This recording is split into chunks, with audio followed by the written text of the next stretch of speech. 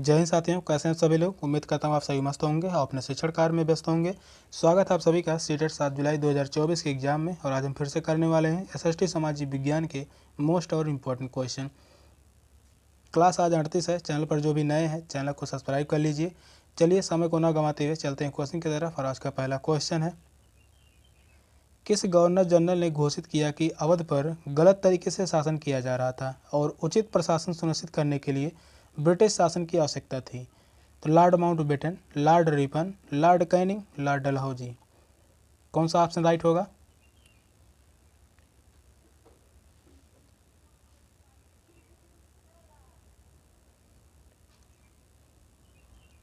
तो इस क्वेश्चन का राइट आंसर होगा ऑप्शन डी, लॉर्ड डलहौजी। वह गवर्नर जनरल था लॉर्ड डलहौजी, जिसने घोषित किया था कि अवध पर गलत तरीके से शासन किया जा रहा था और उचित प्रशासन सुनिश्चित करने के लिए ब्रिटिश शासन की आवश्यकता थी। लॉर्ड डलहौजी ने अवध पर कुशासन का आरोप लगाकर 13 फरवरी 1856 में 13 फरवरी 1856 में उसे ब्रिटिश साम्राज्य का अंग बना लिया। तो इस क्वेश्चन का राइट आंसर है ऑप्शन डी। नेक्स्ट क्वेश्चन है, कानपुर के किस शासक ने खुद को पेशवा कहा? बहादुर शाह जफर, नाना साहेब, बाजीराव प्रथम, बाजीराव द्वितीय। कौन सा ऑप्शन सही होगा?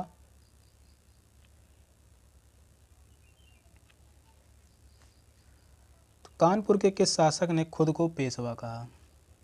तो वह थे नाना साहेब। तो इस क्वेश्चन का राइट आंसर है ऑप्शन बी, नाना साहेब।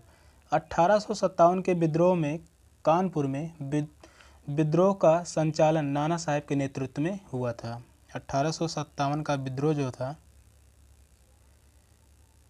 1857 का विद्रोह कानपुर से नाना साहेब ने नेतृत्व किया था। कानपुर से नाना साहेब ने ही 1857 का विद्रोह का नेतृत्व किया था। तो इस क्वेश्चन का राइट आंसर है ऑप्शन बी।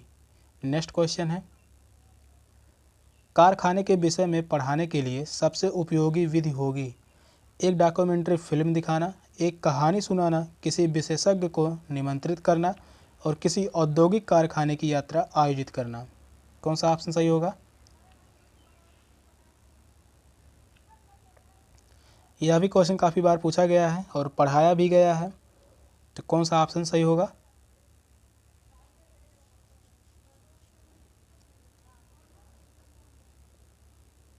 तो इस क्वेश्चन का राइट आंसर होगा ऑप्शन डी, किसी औद्योगिक कारखाने की यात्रा आयोजित करना। तो इस क्वेश्चन का राइट आंसर है ऑप्शन डी। यह विधि सिखाने पढ़ाने के उद्देश्य से बहुत ही महत्वपूर्ण है। किसी औद्योगिक कारखाने की यात्रा आयोजित करना यह विधि जो है सिखाने पढ़ाने के उद्देश्य से बहुत ही महत्वपूर्ण है। तो इस क्वेश्चन का राइट आंसर है ऑप्शन डी। नेक्स्ट क्वेश्चन है, एडुसैट से क्या अभिप्राय है? एक मानव निर्मित भारतीय उपग्रह, रॉकेट जिसका उपयोग मानव निर्मित उपग्रहों को सूर्य की कक्षा में स्थापित करने के लिए किया जाता है, सौरमंडल में खोजा गया एक नया ग्रह, एक क्षुद्र ग्रह जो मंगल और बृहस्पति की कक्षाओं के बीच पाया जाता है। कौन सा ऑप्शन सही होगा? तो यहाँ पर मिस प्रिंटिंग है, उसके लिए माफ़ी चाहता हूँ। यहाँ खोजा गया एक नया ग्रह है। कौन सा ऑप्शन सही होगा? एडुसैट से क्या अभिप्राय है? तो वह है एक मानव निर्मित भारतीय उपग्रह। तो यह भी क्वेश्चन पढ़ाया गया है। तो इस क्वेश्चन का राइट आंसर है ऑप्शन ए। अगला क्वेश्चन है, पंचवाड़ी और बीजक में निम्नलिखित में से किस महान हस्ती के छंद और विचारों को संरक्षित किया गया है? रविदास, मीराबाई, कबीर, गुरु नानक। कौन सा ऑप्शन सही होगा? पिछले ही क्लास में पढ़ाया गया है यह क्वेश्चन, आसान सा क्वेश्चन भी है। कौन सा ऑप्शन सही होगा?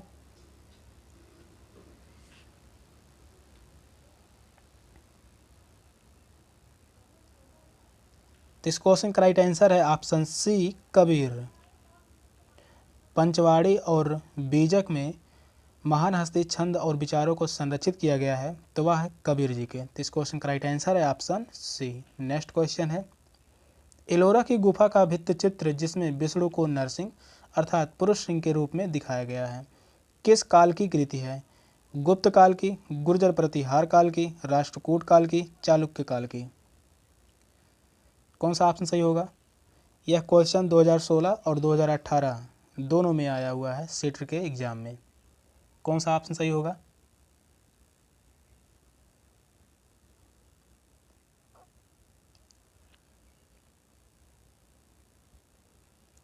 तो वह है राष्ट्रकूट काल की कृति है। तो इस क्वेश्चन का राइट आंसर है ऑप्शन सी, राष्ट्रकूट काल की कृति है। तो इस क्वेश्चन का राइट आंसर है ऑप्शन सी।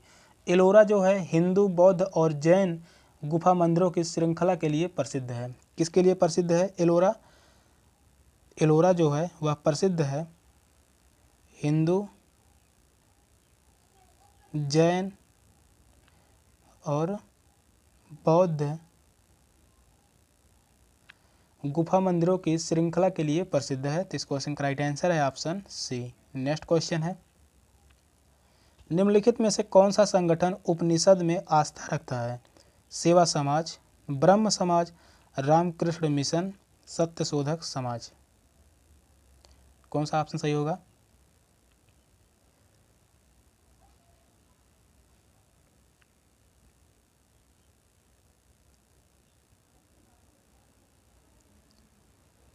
तो इस क्वेश्चन का राइट आंसर है ऑप्शन बी, ब्रह्म समाज। तो इस क्वेश्चन का राइट आंसर है ऑप्शन बी, ब्रह्म समाज। ब्रह्म समाज की स्थापना जो है राजा राम मोहन राय जी के द्वारा की गई थी। किसके द्वारा?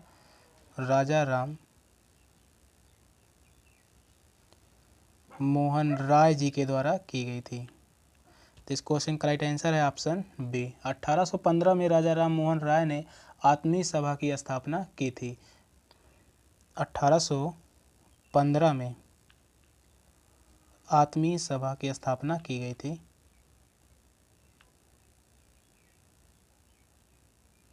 आत्मीय सभा की स्थापना की गई थी जो 1828 में ब्रह्म समाज के नाम से जानी गई।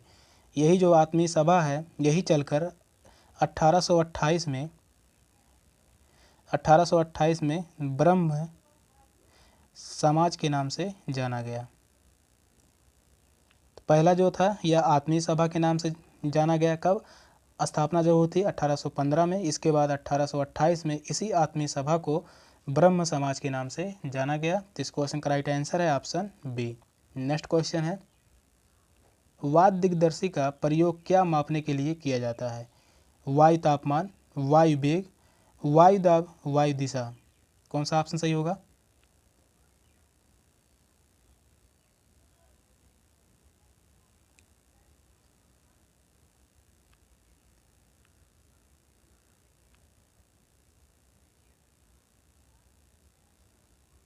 तो इस क्वेश्चन का राइट आंसर होगा ऑप्शन डी, वायु दिशा। तो इस क्वेश्चन का राइट आंसर है ऑप्शन डी। वात दिग्दर्शी हवा की दिशा दिखाने वाला यह एक यंत्र है। हवा की दिशा दिखाने वाला, दिशा को दिखाने वाला यह एक क्या है? यंत्र है, जिसका उपयोग पायलटों द्वारा हवा की दिशा निर्धारित करते हैं। जिसका उपयोग जो है पायलटों द्वारा हवा की दिशा निर्धारित करते हैं। तो इस क्वेश्चन का राइट आंसर है ऑप्शन डी। नेक्स्ट क्वेश्चन है, वायुमंडल की निम्नलिखित में से कौन सी परत रेडियो तरंगों के संचरण में मदद करती है? बहिर्मंडल, समताप मंडल, मध्यमंडल, बाह्यमंडल। कौन सा ऑप्शन सही होगा?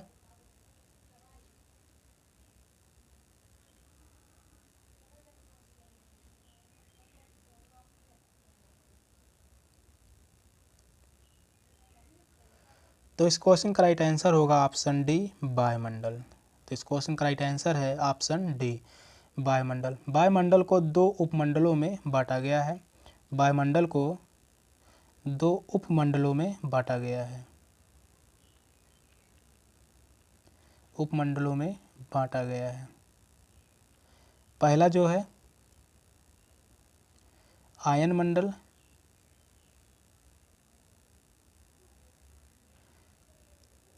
दूसरा जो है वह है आयतन मंडल।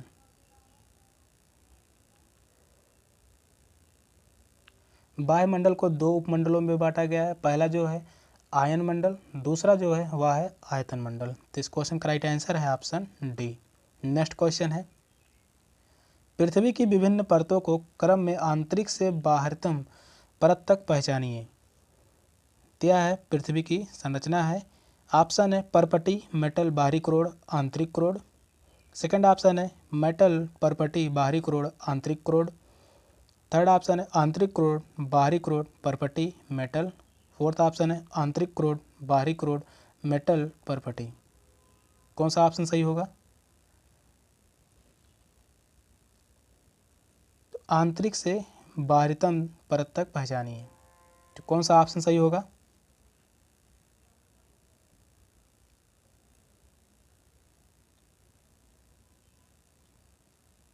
तो यह जो होगा आंतरिक क्रोड़ होगा। सबसे अंदर वाली भाग जो है यह होगा आंतरिक क्रोड़।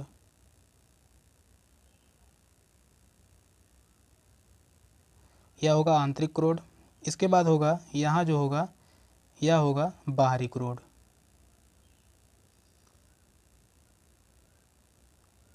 बाहरी क्रोड़ होगा।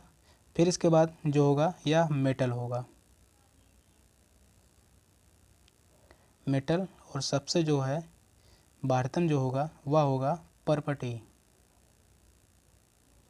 इसी प्रकार से होगा आंतरिक क्रोड़, बाहरी क्रोड़, मेटल, परपटी। किस ऑप्शन में है? तो वह है क्रम से जो है ऑप्शन डी में है, आंतरिक क्रोड़, बाहरी क्रोड़, मेटल, परपटी। यही है पृथ्वी की संरचना। तो इस क्वेश्चन का राइट आंसर है ऑप्शन डी। नेक्स्ट क्वेश्चन है, दिए गए आरेख में सूर्य, पृथ्वी और चंद्रमा की स्थिति को ध्यान से देखिए और बताइए कि यह क्या दर्शाता है। यहाँ पर सूर्य है, पृथ्वी है, चंद्रमा है। नीचे है सूर्य ग्रहण, चंद्र ग्रहण, बृहद ज्वारभाटा, लघु ज्वारभाटा। तो कौन सा ऑप्शन सही होगा इन चारों ऑप्शन में से? इस क्वेश्चन का राइट आंसर होगा ऑप्शन डी, लघु ज्वारभाटा। तो इस क्वेश्चन का राइट आंसर होगा ऑप्शन डी, लघु ज्वारभाटा। जब सूर्य, पृथ्वी तथा चंद्रमा समकोणीय अवस्था में होते हैं तो लघु ज्वारभाटा उत्पन्न होता है। जब सूर्य, पृथ्वी तथा चंद्रमा जो है समकोणीय अवस्था में होते हैं तब वहाँ पर लघु ज्वारभाटा उत्पन्न होता है। सूर्य ग्रहण कब लगता है? सूर्य ग्रहण जो है वह सूर्य और पृथ्वी के बीच में,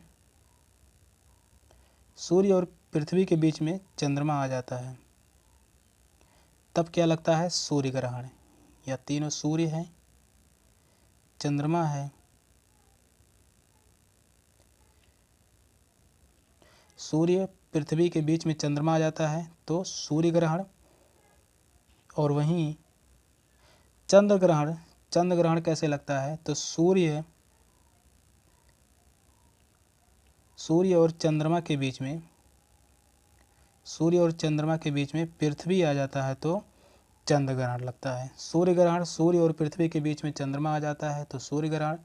चंद्र ग्रहण, सूर्य और चंद्रमा के बीच में पृथ्वी आ जाता है तो वह चंद्र ग्रहण लगता है। तो इस क्वेश्चन का राइट आंसर है ऑप्शन डी। नेक्स्ट क्वेश्चन है, जब नदी मैदान में प्रवेश करती है तो यह मुड़ जाती है और बड़े मोड़ बनाकर बहती है जो कहलाता है चैप झील, तटबंध, बाढ़ का मैदान, विसर्प। कौन सा ऑप्शन सही होगा?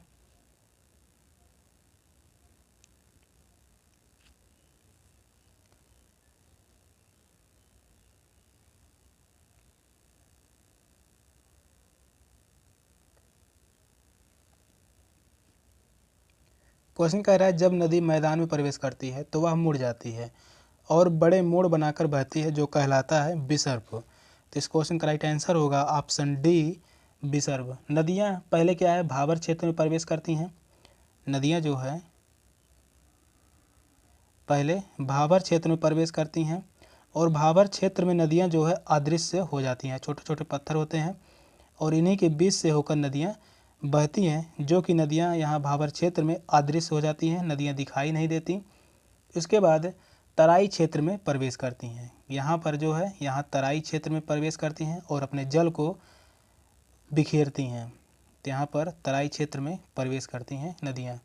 इसके बाद नदियाँ जो है मैदान में प्रवेश करती हैं और विसर्प होकर प्रवाहित होती हैं। फिर नदियाँ जो है मैदान में प्रवेश करती हैं और विसर्पित यानी विसर्पित होकर प्रवाहित होती हैं। तो इस क्वेश्चन का राइट आंसर होगा ऑप्शन डी। नेक्स्ट क्वेश्चन है, अधिकांश दुर्गम क्षेत्रों में और आपदाओं के समय लोगों को बचाने और भोजन, जल, कपड़े एवं दवाओं को वितरित करने के लिए यातायात का कौन सा साधन बेहद उपयोगी है? जल मार्ग, वायु मार्ग, रेल, सड़क मार्ग। कौन सा ऑप्शन सही होगा?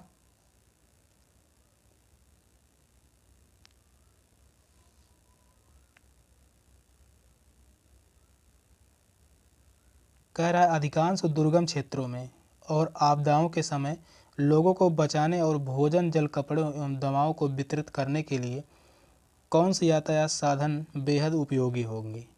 तो जल मार्ग होगा नहीं, रेल मार्ग भी नहीं होगा, सड़क मार्ग भी नहीं होगा, तो वह होगा वायु मार्ग।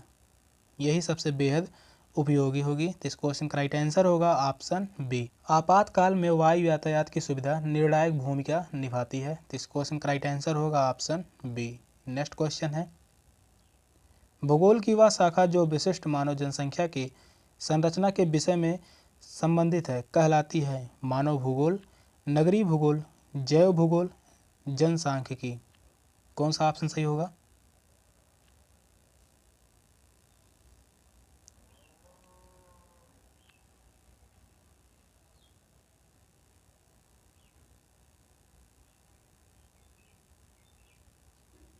तो भूगोल की वह शाखा जो विशिष्ट मानव जनसंख्या की संरचना के विषय से संबंधित है तो वह कहलाती है जनसांख्यिकी। तो इस क्वेश्चन का राइट आंसर है ऑप्शन डी, जनसांख्यिकी। इसमें जनसंख्या के आकार, इसमें जो है जनसंख्या के आकार,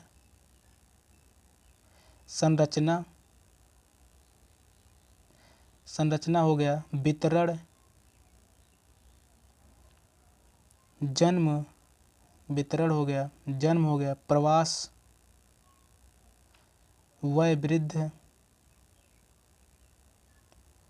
वृद्धि और मृत्यु के संदर्भ में स्थानिक अध्ययन शामिल होता है। इसमें जो है जनसंख्या के आकार, संरचना, वितरण, जन्म, प्रवास, वय वृद्धि और मृत्यु के संदर्भ में स्थानिक अध्ययन शामिल होता है। तो इस क्वेश्चन का राइट आंसर होगा ऑप्शन डी, जनसांख्यिकी। नेक्स्ट क्वेश्चन है, अभिकथन है ए सूर्य गुजरात में अरुणाचल प्रदेश से लगभग 2 घंटे बाद अस्त होता है। कारण आर है अरुणाचल प्रदेश गुजरात की तुलना में उच्च अक्षांश पर स्थित है। तो दिए गए विकल्पों में से सही विकल्प का चयन कीजिए। ऑप्शन है ए असत्य है और आर सत्य है, ए और आर दोनों सत्य हैं और आर ए की स्पष्ट करता है। ए और आर दोनों सत्य हैं लेकिन आर ए को स्पष्ट नहीं करता है। ए सत्य है और आर असत्य है। कौन सा ऑप्शन सही होगा?